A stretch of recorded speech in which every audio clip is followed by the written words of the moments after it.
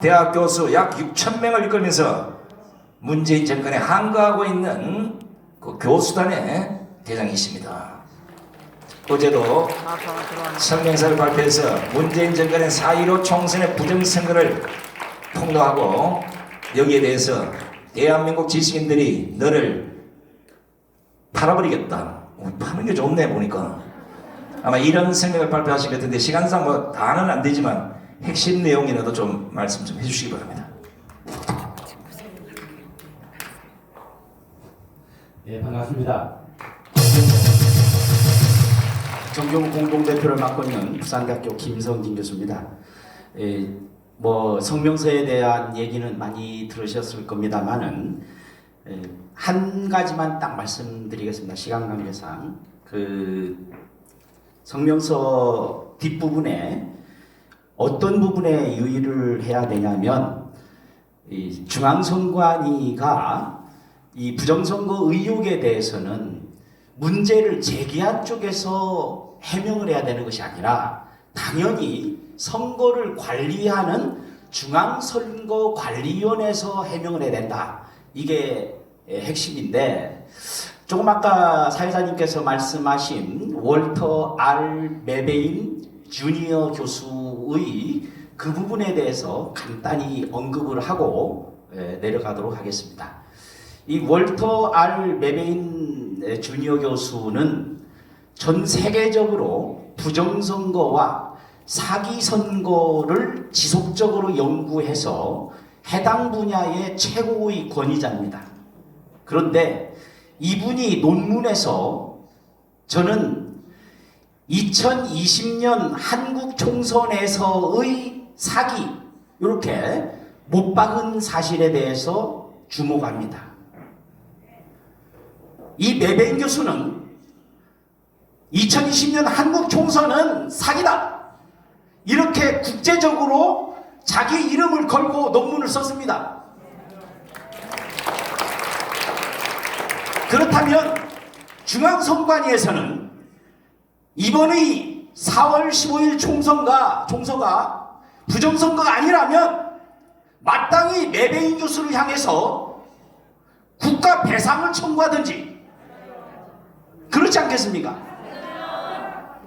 아니 대한민국 국민을 향해서는 부정선거 의혹을 조작서를 제기하는 사람들에 대해서 고발 조치를 하겠다 협박을 하면서 정작 전 세계 최고의 부정선거, 사기선거 그렇게 해서 제기를 해가지고 전 세계에서 몇 개의 나라에 심지어는 콩고 같은 나라에서는 한국산 전자개표기를 쓰는 것으로 해서 폭동이 일어났습니다.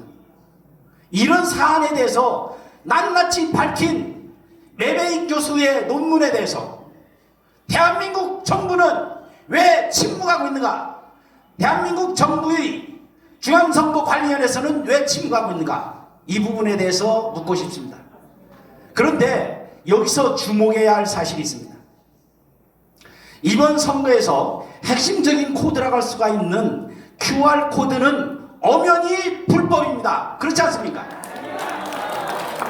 선거법에 명백하게 막대 모양의 바코드를 써야 한다.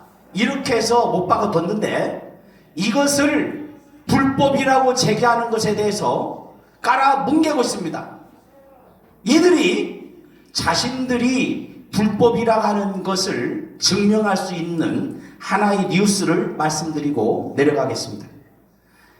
지난번에 2018년도 8월 달에 더불어민주당의 몇몇 의원들이 QR코드를 사용하는 것을 공직선거법 일부 개정안으로 제출했습니다.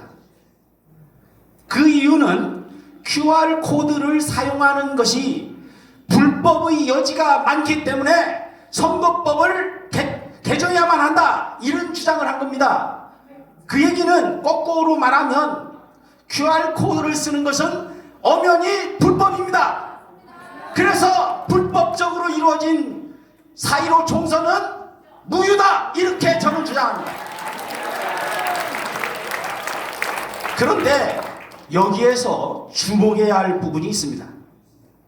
이때 바코드를 쓰는 것을 QR코드로 쓰는 것으로 바꾸자고 하는 개정안에 서명을 한 사람들 중에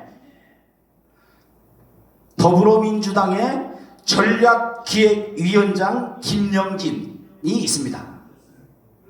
이 사람이 누구냐? 이번에 문제가 된 사람, 더불어민주당에서 정확하게 163석을 제청했습니다. 귀신도 아니고 어떻게 가능한가?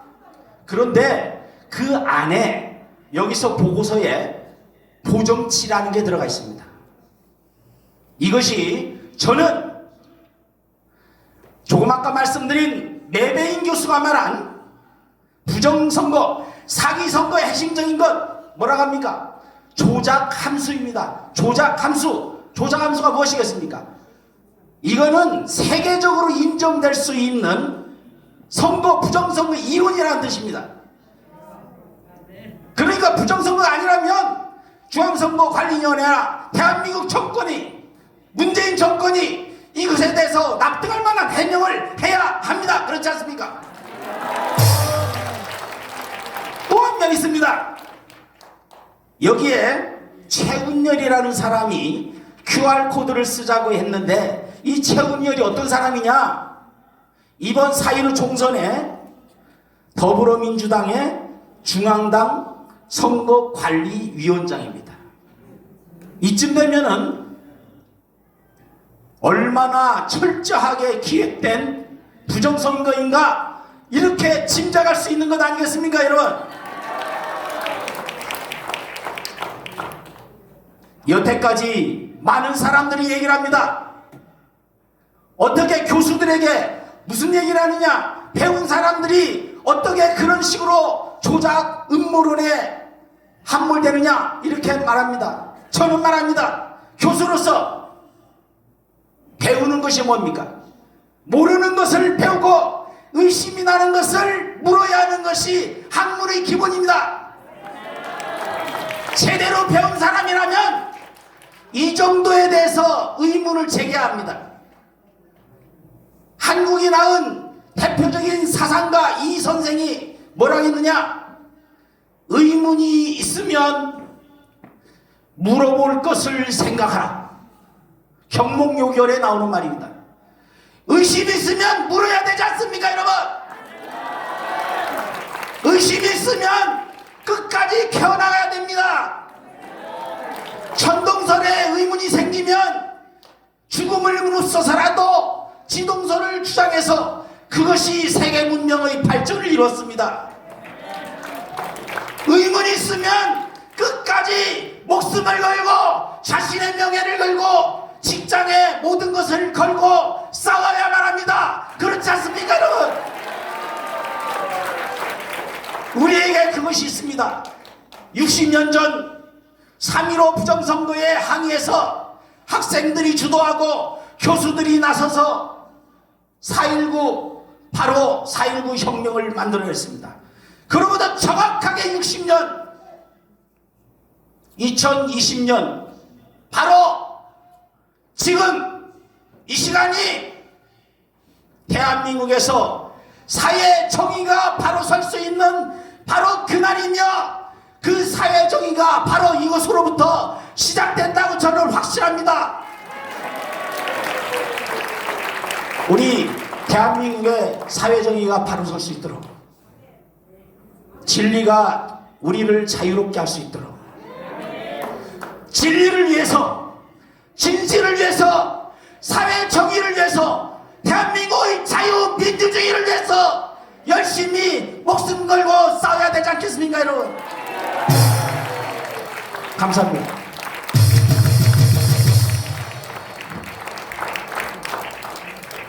불상소 오셔서 좀 시간을 더 드리려고 했더니 정확하게 7분 13초에 딱 맞히시네요.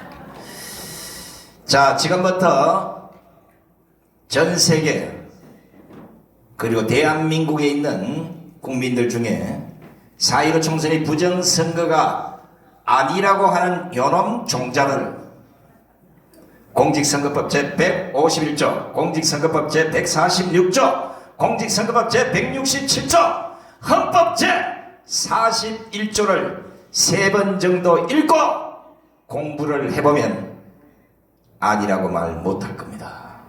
이것들이 공부는 안 하고 어디서 성가리가 씨부린 걸 주워 듣고는 그게 법인 것처럼 얘기를 하고 있어요. 이런 자들을 모조리 잡아다가 감옥에 보내야 되지 않겠습니까?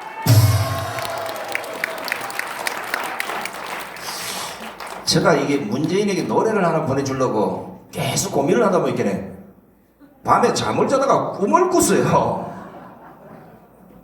꿈에 문재인이가 청와대에서 쑥 나오는데 제가 이 노래를 부르고 있더라고요. 궁금하지? 네가 왜 거기서 남아? 이야, 이게 지자리가 아니란 게 이 꿈에도 보니까. 요거를 계산을 잘해서 문재인에게 하나 보내주면 앞으로 안 나올 가능성이 높습니다.